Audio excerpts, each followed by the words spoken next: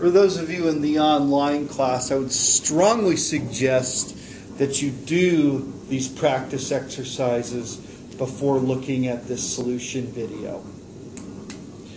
Problem 1. First step, ordinarily we think of clearing the fractions. There are none.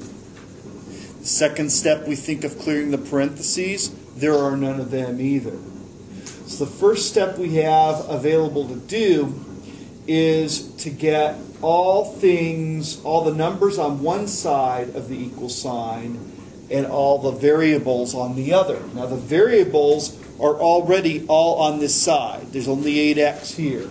And so that leaves getting all the numbers over here. Well, what's polluting that is this 7. The 7's on the wrong side. So we get rid of it by subtracting 7. However, if we subtract 7 from one side of the equation, we have to subtract 7 from the other side of the equation. And that leaves us with 8x on the left-hand side and 32 on the right-hand side. Now that all things are on their proper side, we want to make x all by itself. And it's multiplied by 8 right now. So how to undo multiplication by 8 is divide by 8. If we divide by 8 on one side, however, we have to do it on both sides. 8x over 8 is just x. 32 divided by 8 is just 4. And there's your solution. Now on your test, you should have plenty of time. I'm going to allow up to 40 minutes on the test so you can check in. 4 times 8 is 32, plus 7 is 39. The answer checks. Problem 2 again starts with the point where we want to get all the numbers on one side and all the variables on the other. The thing making that not happen is this -4 right here. We correct for that by adding 4. However, we can't just add 4 to one side of the equal sign. We have to do it to both sides of the equal sign. That leaves us with 15x equal 20. Now we look at this 15x. We want it to be x instead of 15x. We make that go away by dividing by 15. But if we divide this side by 15, we have to divide this side by 15. That leaves us with x equals 20 over 15, which I would probably give credit for. However, we can get it into lowest terms by realizing that this is just 5 times 4 over 5 times 3. And the 5's are going to cancel, leaving you with just 4/3. Let's see if that works out. 15 times 4 divided by 3 is equal to 60 divided by 3 equals 20. 20 minus 4 is 16. It checks out. The third problem, we're asked to solve for x. We've got 12x equals 30. Everything's already done except for down to the last step. We need to just simply divide this by 12 to get x all by itself. However, if we divide one side by 12, we have to divide both sides by 12. And so we're left with x equal 30 over 12, which is equal to, let's see, 2 times 3 times 5 is 30 over 2 times 2 times 3 is 12. And the 2's cancel each other out. You're left with 15 over 6.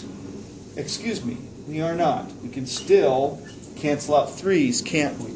And so we're left with 5/2 as the answer in simplest form. Let's check back, see if it works. 12 times 5 is 60, divided by 2 is 30, and that checks out. 12x equals 30. Number 4, we simply need to get the 5 on the other side, so we add 5 to both sides. We've got 12x equals 48. Get x all by itself by dividing by 12, but if we divide that by 12, we have to divide the other side by 12. We are left with x equals 4.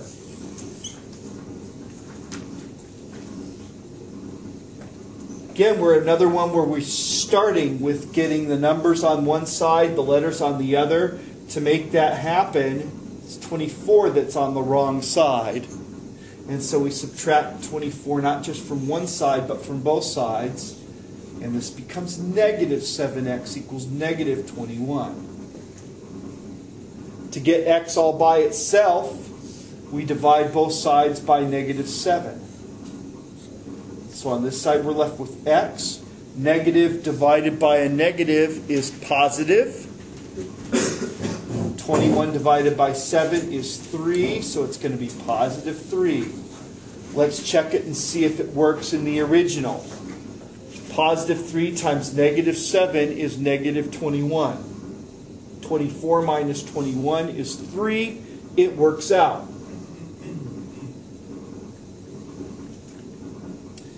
Problem 6.